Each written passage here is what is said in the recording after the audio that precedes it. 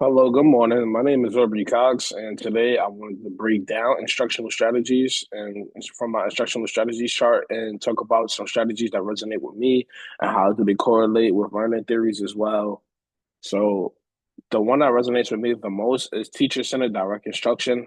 As an early childhood teacher, this is a method that I use due to the children being young and just having them gather around in a circle and gather their attention. And I believe this correlates with the learning theory of behaviorism because you can model the behavior that you want to see from your children and your students and how that affects them. And it's like somewhat like a lecture, and it is a lecture method because you're the main one talking, even though you take breaks and call on students and ask for help and ask them to answer questions as well. Another one that resonated with me was cooperative learning.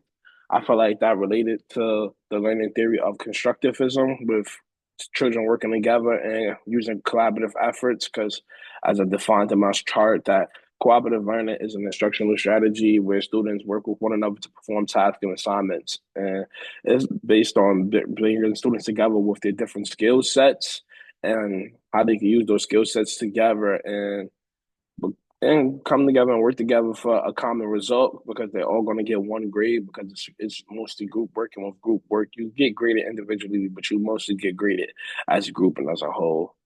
And for aligning instructional strategies, I chose my standard to be from first grade because as an early childhood teacher, I would like to transition to elementary school to work with first or second grade students as my goal.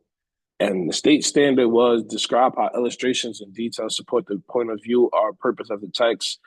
And my learning objective was students will explain how illustrations from the book correlate and support the point of view or purpose of the text. And I felt like small group instruction can help with that because with small groups you could branch out with students from with 3 to 5 students and you could give them a number like you're number one, you're number two, you're number three, you're number four, and you can start all over with another group of students and then until you get your group of ones, your group of twos, your group of threes, and your groups of four to help weed out not having children work together with their friends with collaborative efforts in small groups. You want to see children work with students that they don't necessarily interact with as much so they could really give their best effort and not kind of get distracted by talking and playing with their friends as well.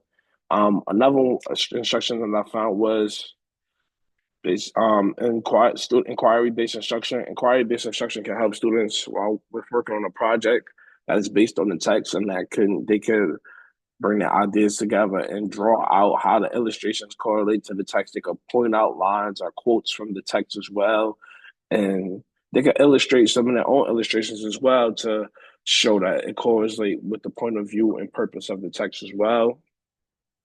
Overall, I feel like all of these instructional strategies will help students in different ways from the four that was generated and then the two extra that I found with personalized learning, which is student center, but it also requires teachers to teach lessons and have frequent meetings with students.